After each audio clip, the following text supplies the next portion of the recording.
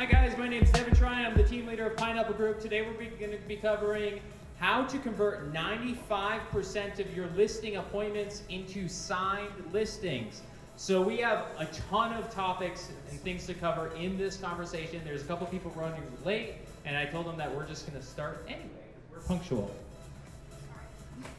Can we pause the music? Can we turn the music up? Can we do something? There we go. Thanks, guys.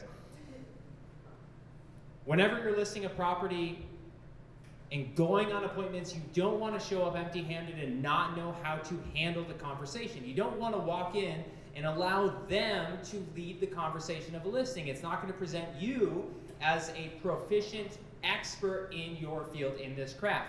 So there's a lot of things that we're going to cover, and ideally what I'm going to recommend you do is take notes on 2 or 3 things that you can implement today to make your listing process better. So first thing I'm going to do is I'm going to walk you guys through the entire listing kind of framework of how it should work, and then I'm going to go over some bullet points of each one of those so you fully understand it. So now, whenever you take a listing, what's the very first thing you do? Like, number one thing that's going to happen before anything. Got to know the address. Got to know the address. That's true. No, you're right. You're not wrong. Got to have an address. Who the owners are. Pardon? Who the owners are. Who the owners are, yeah. More specifically, you need to have an appointment. Specifically, you need to have an appointment. You can't just show up to Elle's house and say, hey, Elle, I'm here to list your house. That would be weird. You could do it, and if you actually do that enough, you would eventually get listings, but most people probably wouldn't want you to show up to their house with listing paperwork ready. So you need to have an appointment. The next thing you do, after you set an appointment with somebody, so how that sounds is you're going to say, hey, Peter, I'll see you tomorrow at 2 o'clock. That is a confirmed appointment. Before you get off the phone with them, you need to let them know what the intentions of the appointments are. So if they're having you come over and the goal is to just look at the house and you show up with listing paperwork, it's going to be a little weird. So make sure that you set very clear intentions of what is going to be happening on the appointment. Here's how I like to lead into that. I'll say, hey Peter, I just want to make sure I have everything prepared for tomorrow. So now what you're doing is you're setting yourself as an expert who's prepared, who asks good questions. They're thinking this. While you're saying these things, they're judging you very hard to say, do I think Elle can get the job done? Is she going to be professional? Is she the agent I want to hire? So I'm going to say, hey, Peter, I want to make sure I have everything prepared for tomorrow. Quick question, did you already have a price in mind to list at? And Peter's going to say one of 2 things. Say anything, Peter.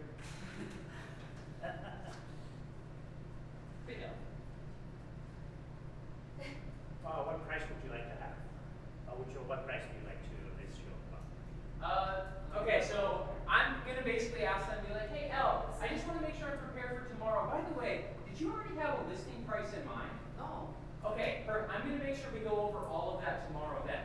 So now, by asking, did you have a listing price in mind, I'm already insinuating that we're going to do what?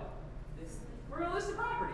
Yeah. I'm not saying I'm coming over to take a look at it for fun. I have looked at enough houses. When my clients are like, hey, do you want to look at my house? I say yes, but the answer is no. It's like, I don't care. If I want to look at houses, I'm going to look at $2.5 billion listings on Zillow and not a $750K Makakilo with a double-sided door bridge that I'm like, cool guys, awesome. But I say yes and I make them feel good because that's part of our job. So now I have established we have an appointment, and the purpose of the appointment is to list their home. I've already stated that we're going to cover the price. And the next question I'm going to ask is be like, by the way, Al, I see that there's you and there's somebody named John on title. Will John be there too? And Al is going to say one of 2 things. Say anything. No. No. Okay, now, is he off island? Would it be? Yeah. Oh, he's not on island. Right. Okay, so now I know that I have to go on an appointment with one person, and after that appointment, I'm going to need to get somebody to sign. I'm going to have to DocuSign it to him. Now, if she says, yes, he'll be there, I just say, great, thanks. It's so much easier if we can just cover everything ahead of time. If she, now we're getting into objection handling, so stay with me. If she says, no, he won't be there, but yes, he's on island, then I'm going to say, oh, would it be possible for him to be there? It's so much easier if we can all just be on the same page at once. Thank you, Nico. Why do we want both parties there, Brittany? Because we need both their signatures. We need both Otherwise, signatures. it's not a valid contract. We need both owners' permission, signing the contract. What other reason? So there's no One objection. might, yeah, one might object to seven, so sorry. Yeah, and you might get some objections. You can't handle them both if they're not there. And not more importantly, but really, if you show up, and even if the other party is like, yeah, Elle takes care of it, I'll sign whatever she signs, but then what happens halfway through the transaction? Does anybody know? When you're only updating one of typically a spouse, what happens halfway through? Ian, what happens halfway through if you're only updating one spouse? It's hard to get them on the same page. It's hard to get them to move forward. Yeah. Yeah, so halfway through, if Ian decides to jump in and start getting involved in the transaction, because he wasn't, now I have to loop him in, now he's out of the loop, and then you're updating one seller saying, hey, this is going on, and then Ian's like, well, I don't agree with that, and it's like, oh, well, here's the reasoning, and then he's like, well, you didn't explain that to me. All the while, they said Elle handles it, but that didn't change. So we need to make sure that we get not only a clear reason of why we're meeting, we need to make sure the decision makers and all parties involved are there. And sometimes that's not always possible, but we want to do the best we can. Okay, so we've set an actual listing appointment. The purpose of a listing appointment is to do what? List a home. Yeah, there's no other reason for a listing. Now, the next thing we want to do, so we've set an appointment, we've kind of covered that pre-qualification, which is in your little booklets there. So we do pre-qualify them. What's the next thing we need to do? We have an appointment, we pre-qualify, what's the next step? Step number 3. Come on, you guys got this. Sign the listing. Nope. I would think if they have both Bernie on the mortgage, we should try what the opt amount is, I don't know. That's not a bad question, yeah, pre-qual. I usually don't ask it prior, but that's actually probably smart to ask it if you have time. So just think of it, pretend you're an agent. So let's all pretend you all have an appointment tomorrow at 2 o'clock. First thing you do, you're all excited, you're ready, you're gonna call them, you're gonna do the pre-qualification. What is the very next thing you're gonna do as a potential listing agent? The very next thing you do. When are they ready to list the property? Nope, we've already had the conversation with them. Yeah, you gotta prepare. You don't just show up with nothing. You don't just walk in and you're like, hey guys, I'm Devin, let's do this thing. And they're like, what? Yeah, you gotta prepare. So what does it look like? Thank you, by the way, good answer. What does it look like to prepare for a listing appointment? Listing agreement, right? Okay, so you've got docs. What else? What else do you need to have with you? What else do you want to do ahead of time? Comps. Yeah, you want to have a price. We're going to go over that in a second. What else? You want to have a good presentation? Yeah. And I would argue, as of now, you want these 3 and you want one other thing. Who knows what it is? You mentioned it. You mentioned it. You want one other thing here. What is it? Was it like chatting with the lender, see if they. Close. Beyond that. You want a net sheet.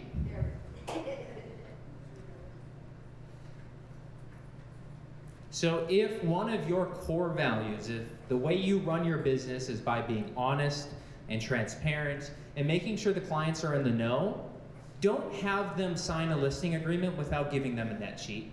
You do not want to get to the end of a transaction and they say, wow, Peter, I thought I was going to have $50,000 more. That's your fault as an agent if they say that. That is us not doing our fiduciary responsibility to provide the information that they need to make educated decisions. Because it's very possible that if they see a net sheet, they don't want to sell. And that is perfectly acceptable. It is not our responsibility or job to convince somebody to sell their home. Our job, we're not selling them on the idea of selling. They have already needed to make that decision. Sometimes we will help walk them through the process, but we really need to educate them on this. I think it is malpractice if we don't provide a net sheet ahead of time. Plain and simple. Let's talk about comps. So here's what I think an average agent does. They print a couple comps, they bring their listing docs, maybe they have some type of printed presentation, and they show up and they kind of walk them through a PowerPoint or whatever. Hey guys, come on in. They walk them through the PowerPoint or whatever, and then they say, at the end of it, they probably say something like, what do you think? They say, Melanie, what do you think? And then the sellers say, let me think about it, or, oh yeah, good to know, thank you. That's not how we do it. That's not how a professional will execute their listing presentation. First, docs are going to be covered. That's one of the last things you're going to go over with your seller. You're going to go over your presentation first, your comparables second, and your docs and net sheet third. Why would we do the presentation before the comparable sales? Why would we do that? Yes, great answer. If you tell them immediately that you're going to give them a less price than they want, and you're going to charge them probably more than they were anticipating, you have not demonstrated value. That's like you showing up to somewhere, say a car lot, to buy a car, and they say the car is $150,000. And you're like, okay, I don't need that car. That's way too much. But then they tell you the car is a Ferrari that's normally $250,000. You're like, wow, I want this car. That's a great deal. You need to provide the value before you tell them the price of everything. Otherwise, they will 100% write you off and you will not have their attention for the rest of the hour or 45 minutes. Presentation. Then, when you do comps, here's what I want you guys to do. So somebody give me a neighborhood, any neighborhood at all. Coconut Grove and Kailua, beautiful. If I am a potential listing agent in Coconut Grove, I'm going to call every single listing that is a good comparable. So the first thing I'm going to do when I run comps, I'm going to say, okay, it looks like there are 3 actives and maybe 3 pendings that are all relatively similar to my target, my subject property. Of these 6, I'm going to reach out to every single listing agent and ask a couple of questions. Write this down. First question. If it's an active, have you received any offers? If so, tell me what's going on, how are you looking, what price, any issues with the home I should be aware of, anything to note. Because what you don't want to do is you don't want to tell your seller, stay with me, John, you don't want to tell your seller, oh, I called the listing agent, and they go, oh, have you seen that property? And you're like, no. And they're like, oh, the ceilings were actually this short. That's why it's not selling. And you as a professional don't know that. This has happened to me. I was literally at a $2.5 million listing in Wailaiki, and I was using his neighbor's home as a comp that had recently sold for 1.8, and I say, this had sold 1.8, that's why this is how much it's worth. And he goes, Devin, I was in there. Their ceilings are 7.5 feet tall. It's silly. It's ridiculous. That's why that house has never sold. I didn't know that, and I just looked like a fool. Did I get that listing? I did not. I did not get that listing. I did not get that listing. Someone else got that listing and sold it for like 2.8. So you want to call the agents. How many offers do you have? Anything I should be aware of? Any good prices? Then you want to call the pendings. How many offers do you have? When are you set to close? And then you say, L, I know you guys were listed at 1.3 million. Did you guys get above asking or around asking on that? Around asking. So just under. Okay. Is that like 10,000 under or like 100,000 under? Which one's closer? Like the 5,000. 5,000. Okay. So most agents are not going to tell you what the price is. But if you can kind of read between the lines and you do a good job and you say, Peter, did you guys get above or right around asking? Oh, we got close to asking. They're not going to tell you an exact number. And then you say, okay, is that like 10,000 under or like, and then give them a really large number that's going to offend them and be like, or 100,000. It's like, oh, no, it wasn't 100,000, but it was about in the middle of that. Okay, 30 to 50K, got it. work through this. And same thing when you're offering to buyers, but that's a whole nother conversation. So now, when you show up to your listing presentation, guess what? Hey Melanie, can I walk you through all the sales in this area? Okay, earlier today, I just got off the phone with so-and-so. They've had 3 offers. The open house, they had 45 people come through. And you're going to tell the story of every single home in that neighborhood, because what you're doing is you're presenting yourself as an expert. You know everything about that neighborhood. You know so much more than them, even though you've only known this information for an hour. Does not matter. And you're gonna walk them through everything, and here's my best tip on when I price a property with a seller. Number 1, never ever get into price per square footage, dollar amounts, this is a 3-bedroom, this is a 4-bedroom, because what happens as soon as you go down that road? Like, what happens? What do you guys think? Yeah, so what probably happens, because they live in Coconut Grove, they're like, oh, I've been in there. That one is actually probably 500 a square foot or 1,200 a square foot. And they start getting deep into these numbers, but the question is, do buyers make decisions to purchase a home based on price per square foot? No, investors might, but do we even want to sell to investors? Are investors known for paying top dollar? Absolutely not. That's not our target for most of our retail clients. We sell used homes to retail buyers. Just know that. Am I going too fast? Okay, this is good, this is good, okay. Any questions from the peanut gallery? Go ahead. I'm going back up to the net sheet. Net sheet. What exactly is on there that we should? Sure. Here's a website. COSTS first.com. It's a First American website. You log in, you can get a seller net sheet. It will pre-fill everything for you other than the commission, the price, and the mortgage amount. So escrow charges, they're a tier structure. The higher the price, the more it costs. It's not a percentage. It's kind of like a fixed tier. It will automatically calculate all of that for you. It's very easy. Now, if it's like an association or you have condo docs, you'll want to make sure to add that. If you're taking out TIR, you'll want to change it around. But it'll already be all listed for you, and then it's easy. You can just take out what you need. Do I have to have my escrow person review it before I bring it? No, you print it right there. Yeah, I don't know if you'll have to ask them, whoever you use at First American Title. I recommend somebody named Micah Rojas. She's literally the best on island. I've searched for the best, and she is like by far the best. If you ask her, she can get you set up with an account. You do have to have a login. What's the suggested price for the net sheet? If we put too high, too low, then it cannot go. That's a good question. I'm going to save that for just a second. That's a great question. I saw another question here. For your comps, you don't ask recently sold, how many days on market versus what they got, what they can get. Days on market versus, yeah. So when I do go over comps, I'll literally go over the MLS sheet and I'll actually walk them through the entire listing. So what I'll do is I'll be like, okay, here's your neighbor's house at blah, blah, blah. They received this many offers. They were on the market for this many days. They listed at this price. They sold at this price. Or if it's an escrow, you try and kind of figure out what the price was. So yeah, I do walk them through everything.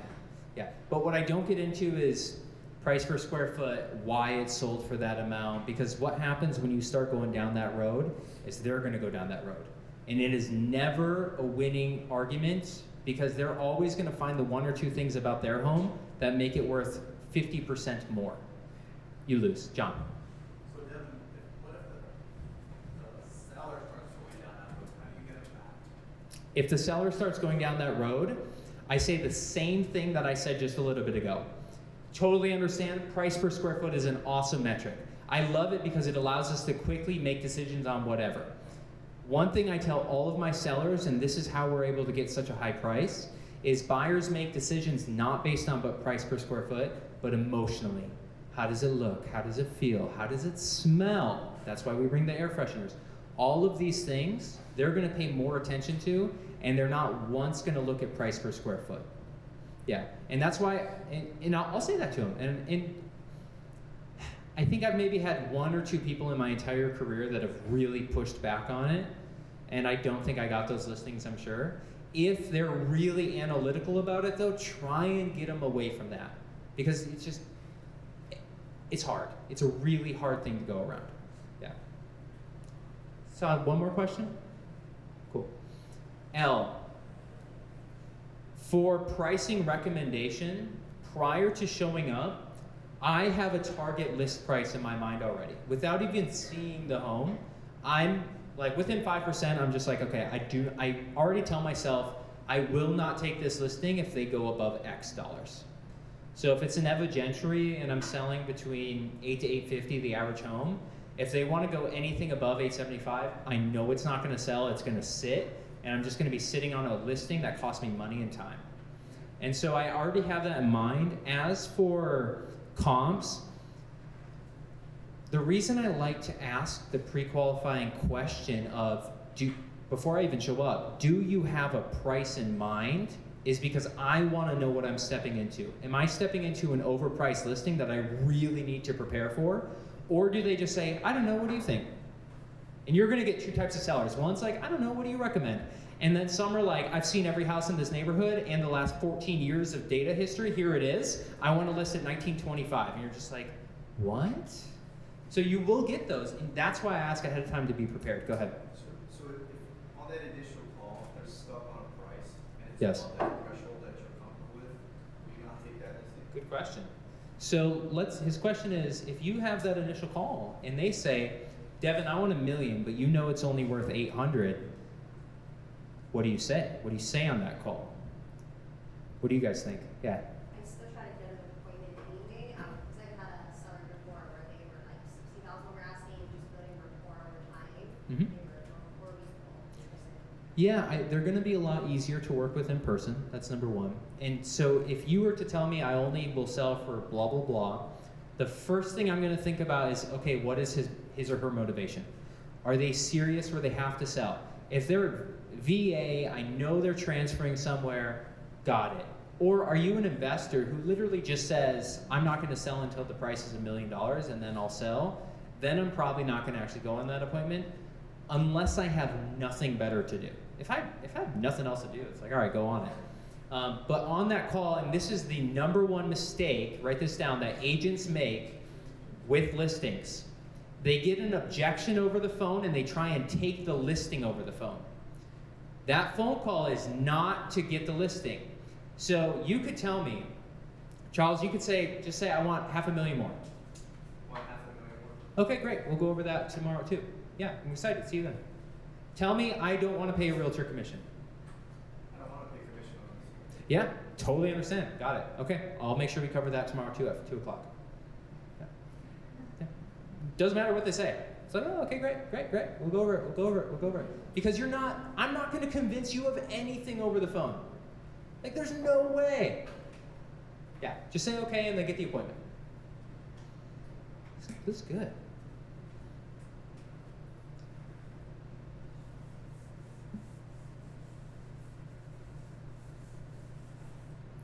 All right. You have an address. You have a pre-qualification call with them. You have prepared. You are very prepared.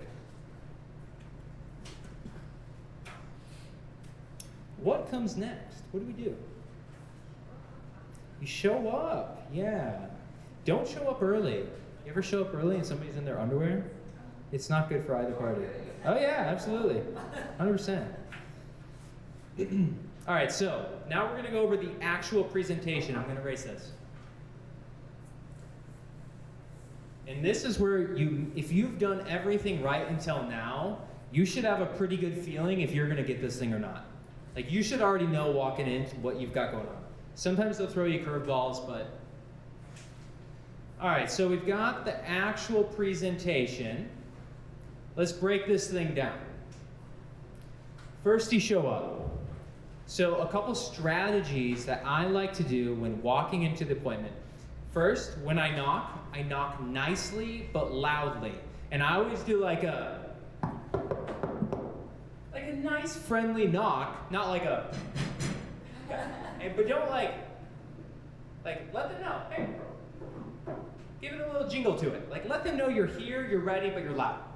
Then, when you introduce yourself, this is important. Speak a little bit louder than you normally do.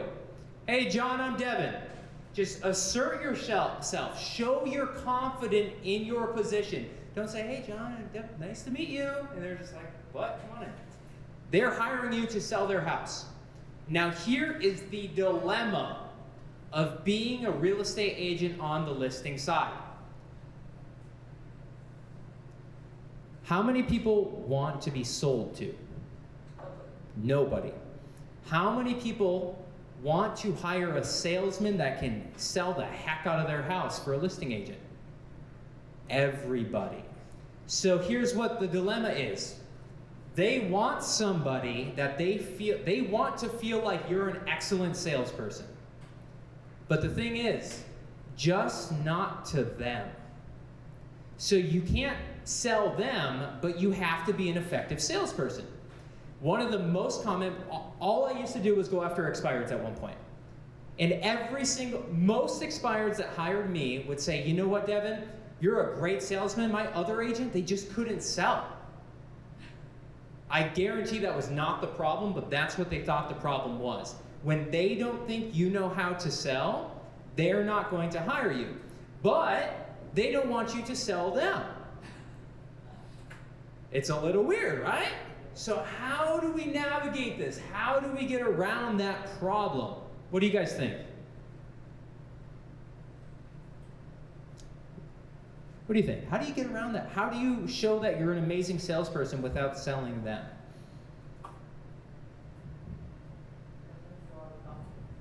Pardon? Let them do all the talking. Let them do all the talking? Okay. All right, I'm going to show you. So, the very first thing, introduce yourself. Speak loud, speak clear, make a presence. Don't be so quiet that they're going to forget you. The next thing I always do, because I want them to control the conversation for the next 20 minutes. I want them to just get everything out. The more information you have as a listing agent, the more effective and powerful you can be in your presentation. When you ask things like, tell me about the home, give me the grand tour, what was excited, if this, maybe it was an expired, how come you think it didn't sell? All of this is ammunition, because eventually when you get really good, your listing presentation will start to change based upon the things they tell you. If they tell you they want an agent that's aggressive in a marketing in this, guess what you're spending most of the time on? That. If they want an agent that can find somebody that's just going to find the right person that's going to love this home and cherish the memories and build new family here, guess what? You're going to be talking about your family and the things and all these things and how this home reminds you of your grandma. You're going to flow with them. It's going to change and you have to be dynamic. But you're going to have a strong introduction. And now we need them to talk for the next 20 to 30 minutes. And so if you go to the pre-listing questionnaire, these are all our questions. Like, it's not a secret. I stole this from somebody else. I don't know, probably a guy named Tom Ferry.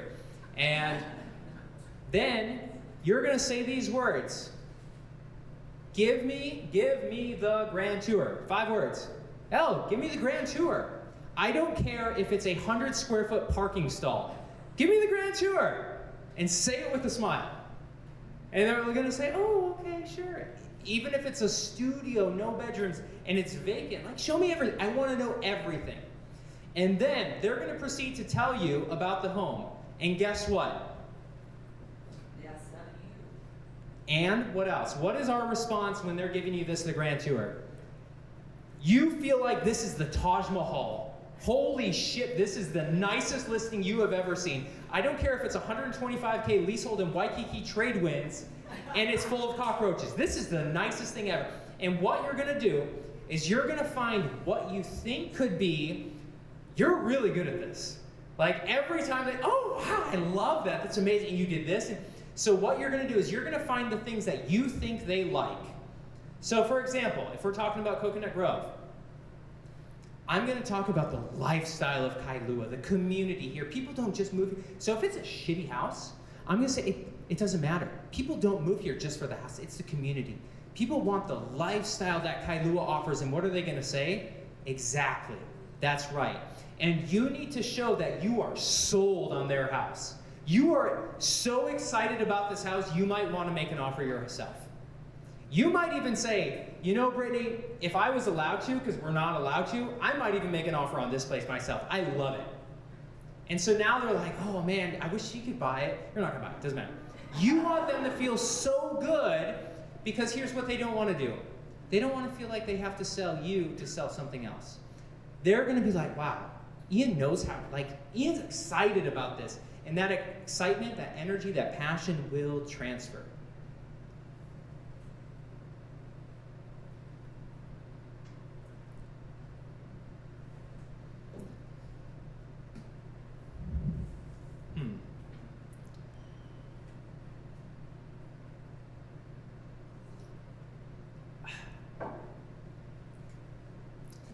The only time I wouldn't be over the top about this, if it's an investment property, cool it down a little bit. If it's a divorce sale, cool it down a little bit. Be excited. Yeah, be excited about the property, not the situation. If they're distressed and they don't want to sell, you've got to navigate that well. But that happens like 1% of the time, so not worth getting into too much. So now you've done the grand tour. They've shown you everything, and the entire time you've got a clipboard, you've got your notes, and you are writing everything down. By the end of the listing appointment, I want them to see that you have 4 pages of notes on this property. I don't care what you're writing. I will literally just, as they're talking, I'll just write nothing. I'll write what I'm gonna have for dinner that night. It doesn't matter. Like, you just need to show that you have a pages full of notes. Because here's the thing, you're gonna ask so many questions, you're gonna probably ask about 400 questions by the end of this conversation, by the end of the next hour and a half. They're gonna think, wow, I do not wanna do that again. And what does that mean for you? That means you are the only one that understands them and loves this home. You're the one that gets that listing. Yes. Okay, so now it's you've let them be in control the entire time. They've said what they needed, you let them get it out. If you don't do this, they're gonna be interrupting you halfway through your conversation, and it's super annoying, and it throws you off. B, if you don't have it memorized, it's a pain in the ass. Let them just talk and just ask questions.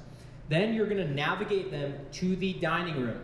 Please do not sit on the sofa with them. Do not end up in I can literally think of this, like, this was 5 years ago. I went on this expired appointment in Lanikai, actually, and they're like, let's sit at the sofa. We just got this brand new couch. It's so comfortable. And like, he was a big dude, and I sat in this lazy boy, and I just sunk in so deep. For the next hour, I was just like, oh, yeah. I was like half asleep. I had no energy. Sit the dining room. And then here's what's gonna happen. You're gonna come over. One of them will typically want to like helicopter, but like not really, they'll want to do other things. So you'll sit down, you'll meet with the husband or wife or whoever, and then the other party, they're gonna be like over here. They're gonna be like viewing in, but they don't wanna get too close.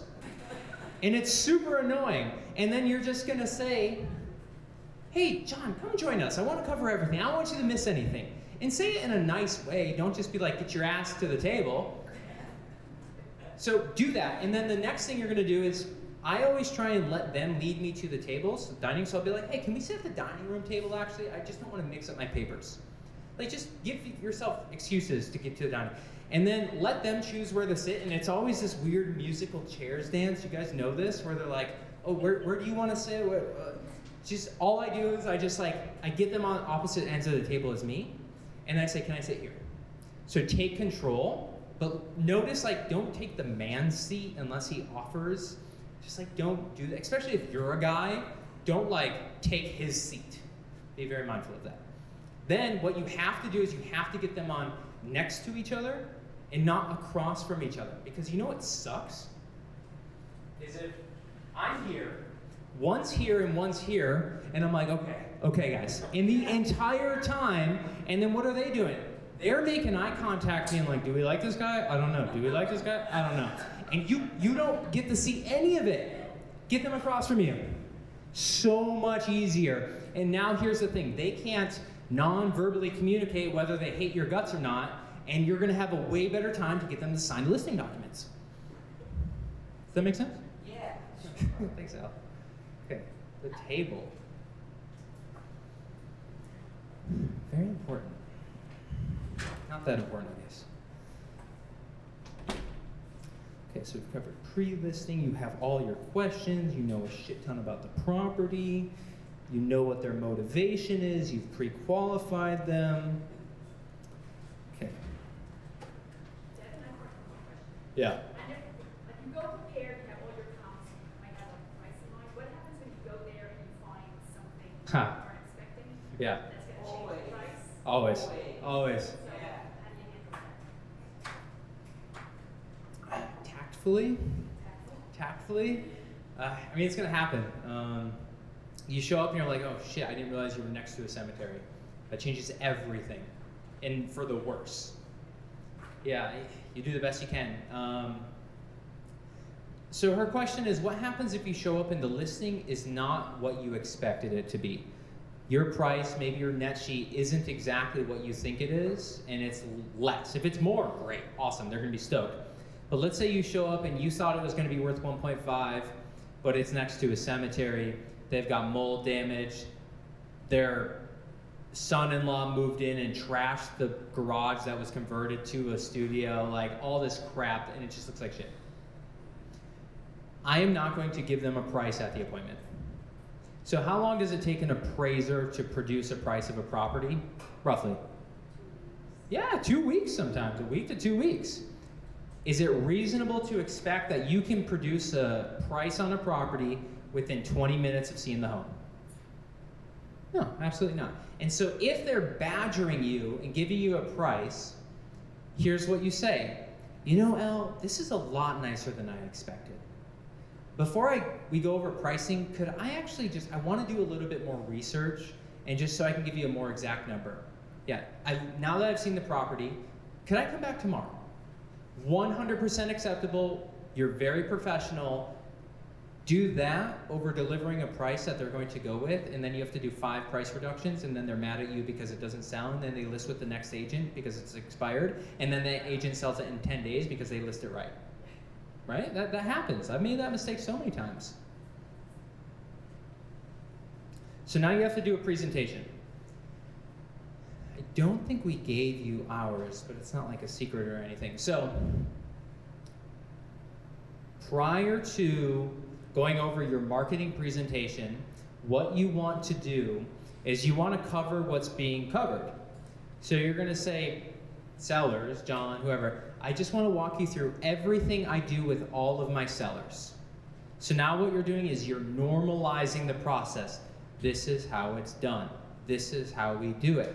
Then you're going to say 2 things. Write this down. If you fail to say these 2 things, you're screwing up. You're blowing it if you don't say these 2 things. The first one is, Elle, my number 1 goal whenever we list a home is to get the highest price possible. You're gonna say those words. Brittany, my number 1 goal anytime we get to sell a home is to get the highest price possible in a reasonable amount of time. I'm sure if we waited 75 years, the price would go up.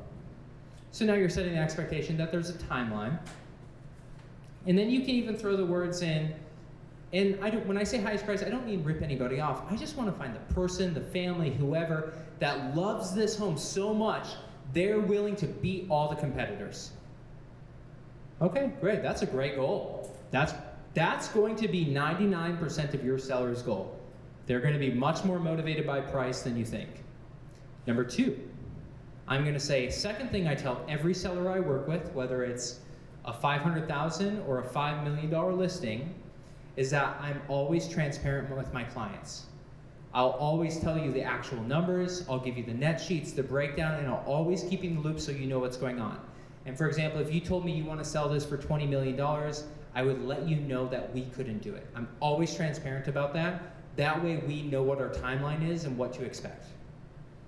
So now we just did 2 things, right?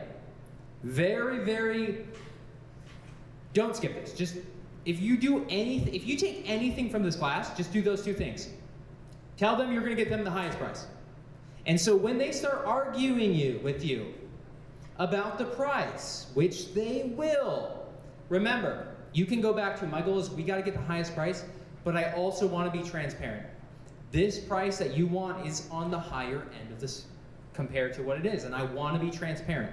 So now you have permission to be transparent with them. Because if you don't say that and you tell them that their house is only worth $450,000 and they expected $6, now it's your fault. But if you tell them that you're transparent, you're going to get the highest price, it's like, oh shoot, you know, Devin's working hard for me. Let me think about this. You start with those two things. Then you're going to walk them through the steps that you as listing agents will take to list and market their property. Walk them through everything. Here's what we're gonna do. And we have this all printed, and it's not fancy, it's not crazy, but people like it. So what we do is we print out all of our listing process, we put it on the table, and we take it over. And it has everything from listing photos, to drone shots, to staging, to virtual staging if we need to do it, to if we're doing mailers for the property, mega open houses, signs in the yard, what they can expect, how HARPTA works.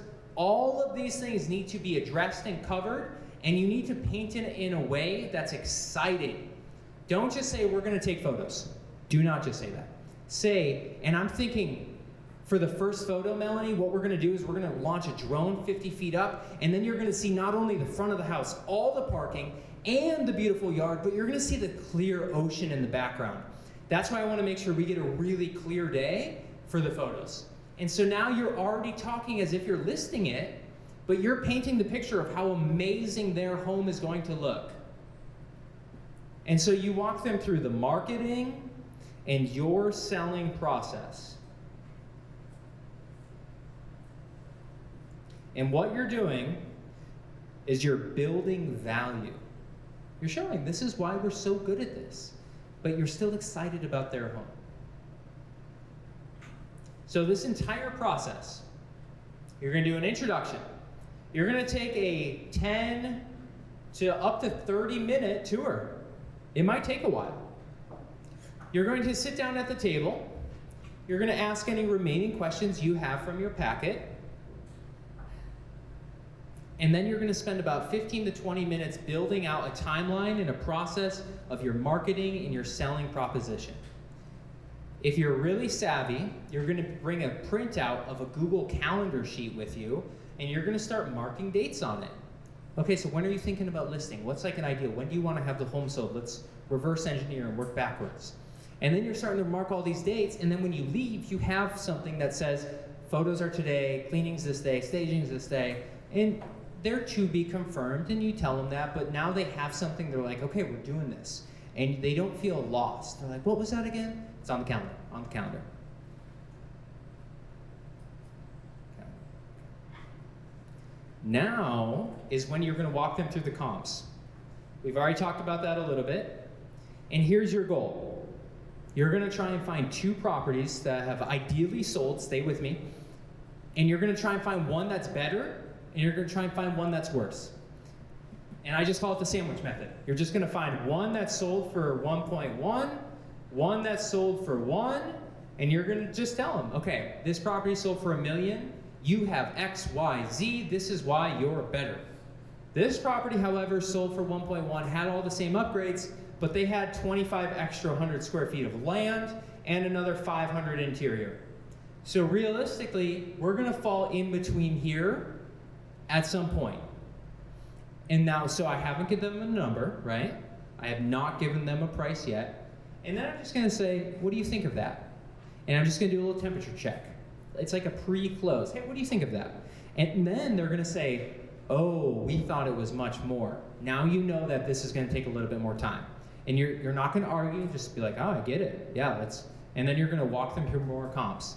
But ideally, I would say 75% of your listings, unless they're a really high price point, then it's a little bit more challenging. You're gonna be able to get a great listing sign that will sell if you use this method. 75% of them. Another quarter are just gonna be a pain in your ass and not gonna sell anyway. Then, once you agree on the price, here's what you want. You're gonna be going over all this stuff with them, pricing and listing, and then you're gonna say, Al, what do you think? Okay, so what do you think about 1.050, $1,050,000? All right, can Okay, just say yes for now. I guess. Okay. Yeah, we'll go over objections at some point. I think that's another class. Yeah. Yeah. And then they're gonna be like, yeah, $1,050,000 sounds good. And now you're just gonna say, okay, let me write that down. And whoop, before you know it, you've got your listing contract out and you're writing $1,050,000 in it. Just like that. So you don't say, let me get the paperwork or let me walk you through it. Well, you will in a second. So now you have the listing paperwork out, you're writing it out, and you're just gonna walk them through it. And now you're gonna start on the first page. And here is a pro tip. Like, if you do it this way, you're gonna be way better. You're just gonna explain them the first page of the listing agreement. Hey Brittany, can I walk you through this? Yeah, sure, go ahead. And you're just walking them through.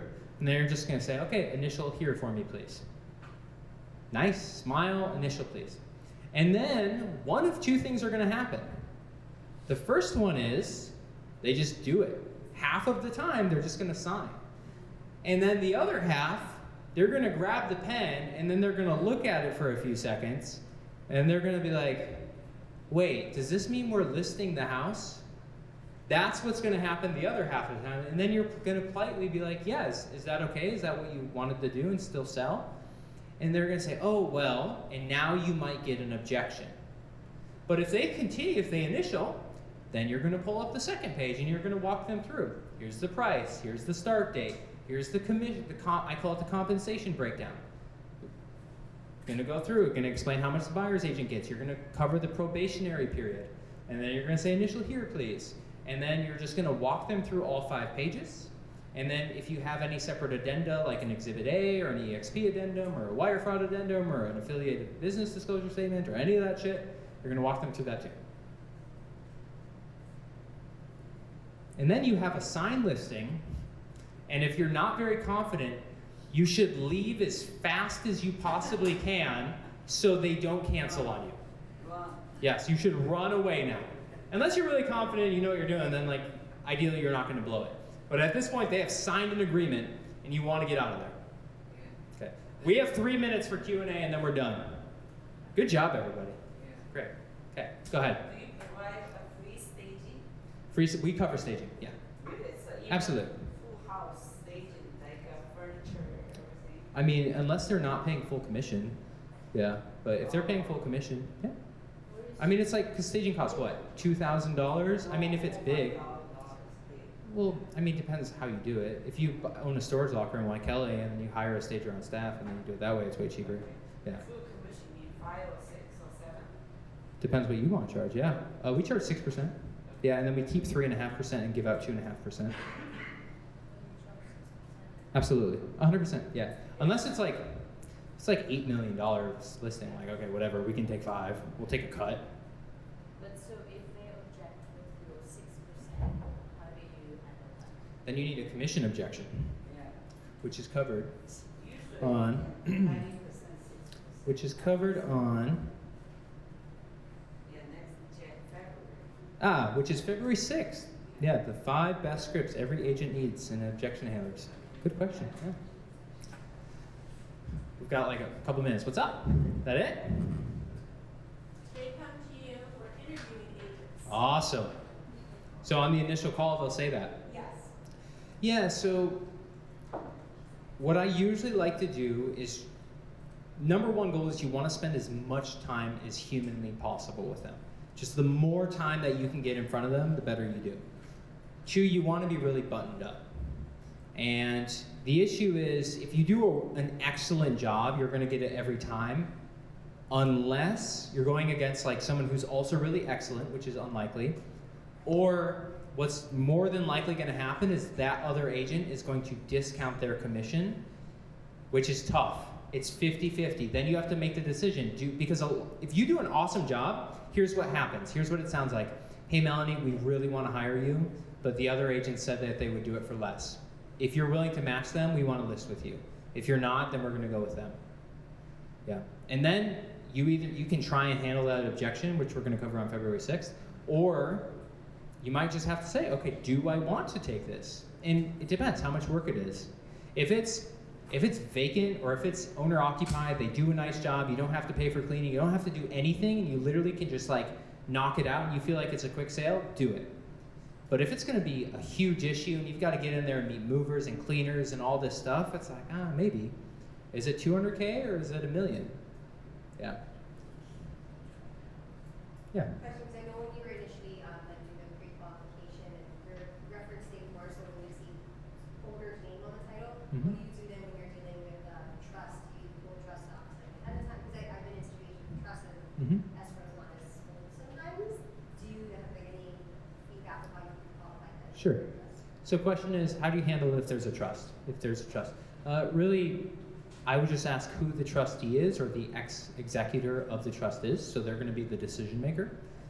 And then prior to actually going on the market, you're going to need a copy of their trust documents, which they will have to provide to you. You won't have access to those. Because escrow, they're able to provide that. No, no. The owners will have to provide the trustee documents, trust documents. Yeah. I've never heard of escrow. John, do you know? I don't think escrow I can pull think that. you're right, I was getting mixed up for a bit, but gotcha. Yeah. But they'll pull prelim. Yeah. Any other questions around the listing? Any good scenarios you guys had that you ran into? Awesome. Good job, everybody. That's it. That's a wrap. Nice work. You're welcome. I do have a question. My question is, in your, What? in your presentation, you have your listing. Hold on. We have a question. Go ahead. Your listing document, right? Yeah, listing docs ready. That doesn't need to be signed by The broker. by the broker first before you No, send no, it to the client. Ah, okay. This is great. So now he's right. Peter's right. So at EXP, who's with EXP? Raise your hand. Awesome. So at EXP, the brokers want you to send them the listing documents ahead of time so they can review it before you go meet the seller, and then you meet the seller and then they sign, and then you send it to them for signature. Yes, that's how they want you to do it. I will be honest, I don't do that way. It drives them all mad. I'm like, guys, half of my listing appointments I'm probably not gonna get because it ends up just being a walkthrough, and I might get in 6 months or a year, and I'm fine with that. And so I'm not gonna bug them about listing docs every time because I know how to prepare my listing docs. But if you're new, do it that way. Yeah, So it's okay to have the seller's line. I did not say that. No. I think the EXP wants you to Yeah. do the contract right, they want to review first, but when you- It's fine. It's fine. Don't even stress about it. Yeah. And then, just so you guys know, are these dates correct for January? Yep. Nice. Okay, updated calendar. We are now starting in January. We are meeting at the Waikiki Yacht Club on Mondays. That's better. It's way better. Yeah, it's way nicer. It's nicer. There's better parking. It's easy. So Waikiki on Mondays, 11 to noon on Mondays. Include lunch. No, it doesn't include lunch. Get out. Get out. Yeah. Of course. Thanks for coming. Cool. Good job. Nothing next week. Nothing else. This is the last class of the year. Good job. Way to show up. Happy holidays. Happy holidays.